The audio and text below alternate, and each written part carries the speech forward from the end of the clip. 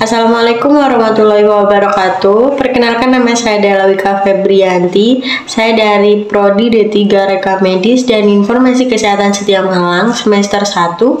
Di sini saya akan menjelaskan tentang sistem muskuloskeletal dengan dosen mata kuliah anatomi fisiologi Bapak Henry Didi Harto, Eskep Nurse MPD. Nah, apa sih sistem muskuloskeletal itu? Sistem muskuloskeletal adalah penunjang bentuk tubuh dan bertanggung jawab terhadap pergerakan. Muskulo atau muskular adalah jaringan otot-otot tubuh.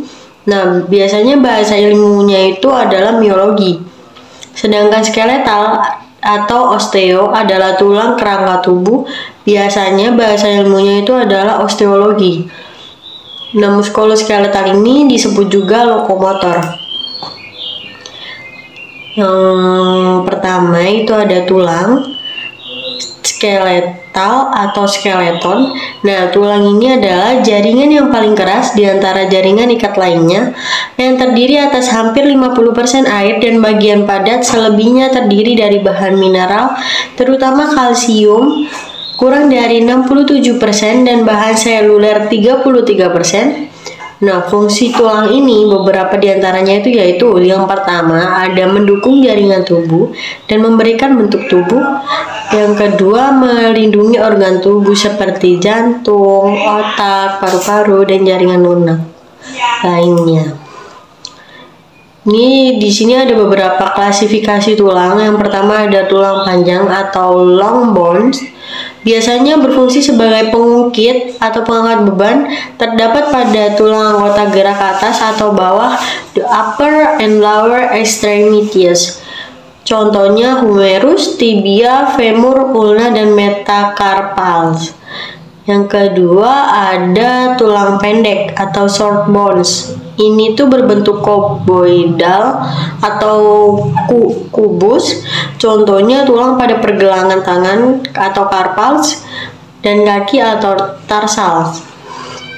Yang ketiga ada tulang pipi atau flat bones. Nah, di tulang pipi ini permukaannya tuh luas, biasanya berfungsi untuk melindungi organ dan tempat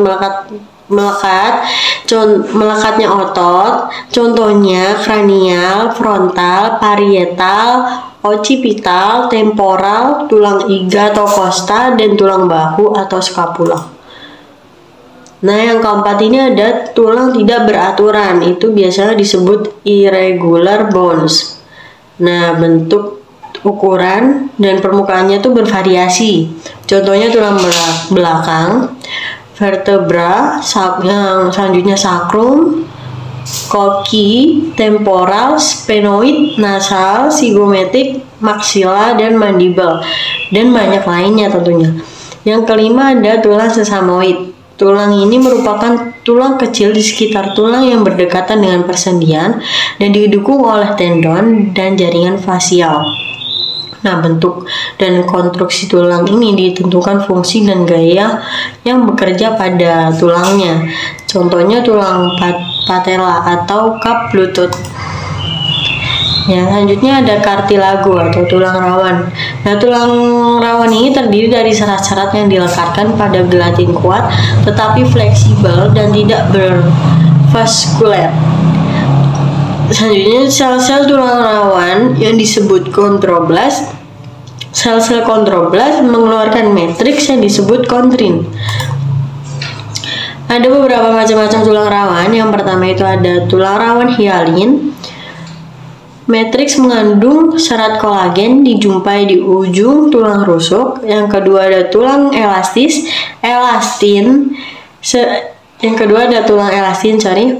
Serupa dengan tulang rawan hialin, tetapi lebih banyak serat elastin yang mengumpulkan pada dinding lakuna yang mengelilingi kondrosit di daun telinga, laring, dan epiglottis.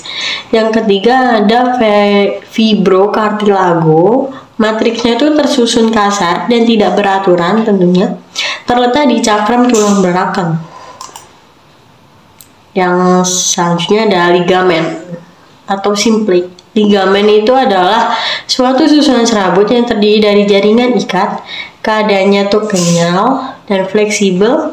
Ligamen itu menghubungkan antara tulang dengan tulang lainnya. dan mempertahankan stabilitas. Ligamen itu pada daerah tertentu itu melengket pada jaringan lunak untuk mempertahankan struktur.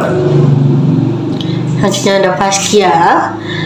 Fascia adalah suatu permukaan jaringan penyambung longgar yang didapatkan langsung di bawah kulit. Sebagai fascia superficial atau pembungkus tebal, jaringan penyambung fibros yang membungkus otot, saraf, dan pembuluh darah. Terutama itu, fungsi yang utama fascia adalah pembungkus pelekat serta pemisah antara otot serta organ-organ internalnya. Fascia itu terletak di mana-mana, mulai dari tendon, ligamen, dan organ. Selanjutnya ada selanjutnya ada bursae. Bursa adalah kantong kecil dari jaringan ikat di suatu tempat di mana digunakan di atas bagian yang bergerak. Misalnya nih, antara tulang dan kulit, tulang dan tendon, otot-otot. Bursa ini dibatasi membrane sinovial dan mengandung cairan sinovial. Fungsi bursa itu sebagai bantalan di antara tulang dan tendon agar tulang, sendi, dan otot tidak bergesekan satu sama lain saat bergerak. Jadi itu ada bantalannya. Bursa itu sebagai bantalan antara tulang dan tendon. Selanjutnya ada tendon. Tendon adalah ikatan jaringan fibros yang padat yang merupakan ujung dari otot yang menempel pada tulang. Fungsi tendon tentunya yaitu memungkinkan pergerakan tubuh yang bebas dan fleksibel seperti berlari, melompat, berjalan, mengangkat, menari, menari, dan kegiatan fisik lainnya yang dapat dilakukan oleh tendon. Selanjutnya sendi atau joint. Sendi itu sama dengan articulation, tempat persambungan antara dua tulang. Sendi itu berdasarkan gerakan sendi dibagi menjadi 3. Yang pertama ada sinetrosis, sendi yang tidak dapat bergerak. Yang kedua ada ampiatrosis, sendi dengan sedikit pergerakan.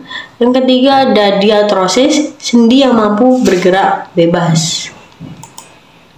Selanjutnya ada otot, muskulo atau muscle. Nah, jaringan yang otot itu merupakan jaringan yang berfungsi sebagai alat gerak aktif.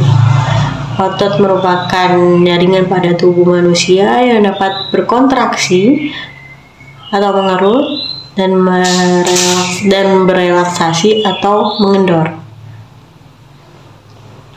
Pada saat berkontraksi, otot akan jadi lebih pendek dan sebaliknya saat relaksasi, otot akan menjadi lebih panjang. Nah, sistem otot itu terdiri dari otot, fascia, tendon. Nah, proses vital di dalam tubuh seperti kontraksi jantung, kontraksi pembuluh darah, bernapas peristaltik, usus terjadi karena adanya aktivitas otot. Nah, struktur jaringan otot nih, histologi jaringan otot secara umum tersusun atas 3 komponen, yakni jaringan ikat, jaringan otot, dan sistem membran. Dari bagian luar ke bagian dalam, jaringan ikat tersusun atas fascia superficialis, fascia profunda, epimysium, perimysium, dan endomysium. Nah, selanjutnya ada beberapa fungsi otot. Yang nomor 1 menghasilkan gerakan rangkai, selanjutnya mempertahankan sikap tubuh, yang 3 melindungi organ vital, yang keempat menopang jaringan lunak. Di situ dapat dilihat ya struktur ototnya. Nah, selanjutnya ada jenis-jenis otot. Nah, jenis-jenis otot itu yang udah diketahui ya, pastinya ada 3. Otot polos, otot jantung, dan otot rangka. Nah, yang pertama ada otot polos. Otot polos merupakan otot yang bekerja tanpa kita sadari atau kita hendaki. Otot polos itu bekerja atas perintah otot dan kebutuhan tubuh. Fungsi otot itu bergantung pada letak dan posisinya di dalam tubuh. Contohnya, Otot polos itu di saluran pencernaan. Fungsinya untuk membantu perjalanan makanan. Yang selanjutnya, otot polos di kandung kemih. Fungsinya itu untuk menahan dan melepaskan urin. Yang ketiga, otot polos pada mata. Fungsinya mengubah ukuran iris dan mengubah bentuk lensa mata. Nah, otot yang tersebar di seluruh tubuh ini mulai dari saluran pernafasan, rahim, kandung kemih, hingga saluran pencernaan. Selanjutnya ada otot jantung. Otot jantung itu merupakan penyusun dinding jantung yang berfungsi memompa darah baik menuju jantung maupun sebaliknya sehingga terjadi sirkulasi darah. Tidak seperti otot rangka yang dapat dikendalikan secara sadar, namun otot jantung bekerja secara otomatis tanpa kita sadari. Ketiga ada otot rangka. Otot rangka itu adalah jaringan otot yang melekat pada tulang manusia. Otot rangka menjadi satu-satunya jaringan otot yang bisa dikendalikan secara sadar. Baik, terima kasih. Itu saja yang dapat saya sampaikan. Jadi bisa kita simpulkan ini. Di sistem muskuloskeletal itu memiliki beberapa bagian. Nah, bagian-bagian tersebut yaitu adalah tulang, kartilago atau tulang rawan. Ketiga ada tendon. Keempat ada ligamen. Kelima ada fascia. Keenam ada bursae. Ketujuh ada sendi, kedelapan ada otot. Jadi mereka beberapa bagian itu saling bersangkutan. Jadi jika salah satu dari mereka tidak akan berjalan dengan baik gitu, di sistem muskuloskeletalnya. Seperti yang saya ucapkan di awal tadi, muskuloskeletal itu merupakan lokomotor. Jadi jika ada yang tidak berkurang, maksudnya tidak ada di dalam bagian tersebut, pasti akan berantakan ya kan tentunya. Baik, itu saja. Terima kasih. Wassalamualaikum warahmatullahi wabarakatuh.